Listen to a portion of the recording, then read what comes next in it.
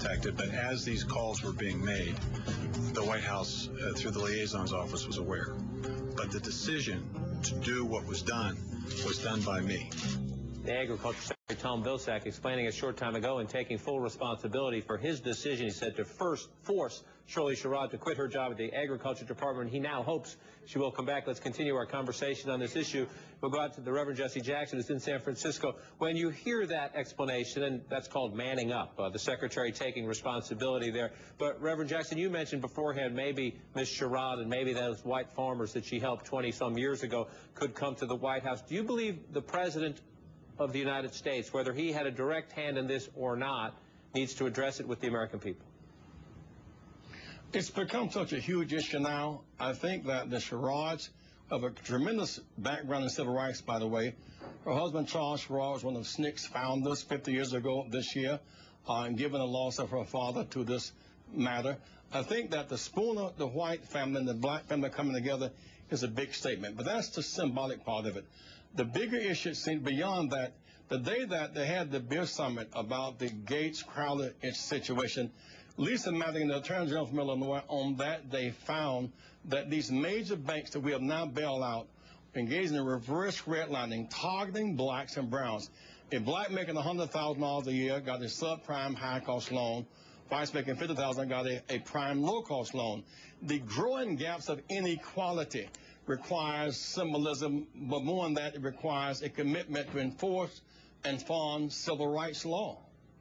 Mary and James, if this is a teachable moment, as the White House says, let me ask each of you, and to you, Mary, first. You weren't happy with your husband's answer in the last block there. Have you learned a lesson here, or who do you think needs to learn a lesson? No. If you're asking me personally, I learned the lesson a long time ago. This is not a need for a national dialogue. This is a need for kitchen table dialogue. I grew up in the North, where Reverend Jackson's from. I live in the South. Black mothers have the same concerns as white mothers. Black entrepreneurs here have the same concerns as white entrepreneurs. People need to sit down and talk to each other. What happens in politics is people lock in to positions, stupid positions, to further their political goals, and it truncates or it mitigates or it eliminates any possibility of a real conversation. So people need to go to their kitchen tables, go to the same churches, and invite each other into each other's homes. We gotta, all the policy and all that stuff, as long as we have people who are making good politics off of bad, ugly scenes like this, we're not going to make any progress on the relations. We have made a lot of progress. The job's not done, but a lot of progress on the policy. A kitchen table conversation without address, 9% unemployment for America, and 20% say for blacks in the area Mr. Barack was an organizer in, will not address the structural inequalities in less access to school and more access to jail. We need an urban policy that addresses these inequalities that has us. We've come together in a horizontal sense where blacks and whites can now socialize, but the gap between access to capital, education, health care, and industry continues to mount.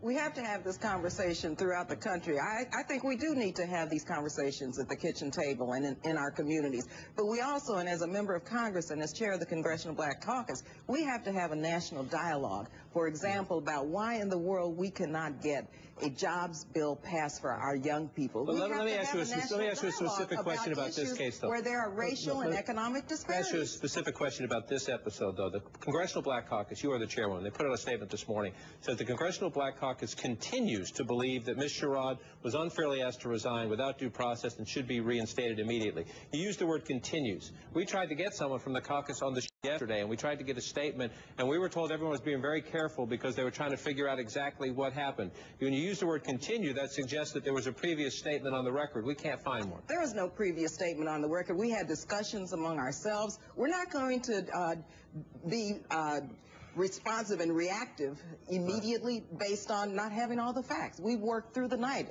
assessing the facts, understanding what took place, and immediately this morning concluded that we had to issue this statement and had to ask for the reinstatement of Ms. Sherrod and for an apology and for the Secretary to really understand that he acted too swiftly. The Congressional Black Caucus acted as soon as we had all of the facts, and we consider this an issue that we have to address and need to continue to really work on in terms of our overall agenda to bringing race to the forefront of the national dialogue. Mr. Carville, you want a final thought here? That was an overreaction. Yeah, look, I mean, what happened? And due process was not on it, and that must be addressed. James?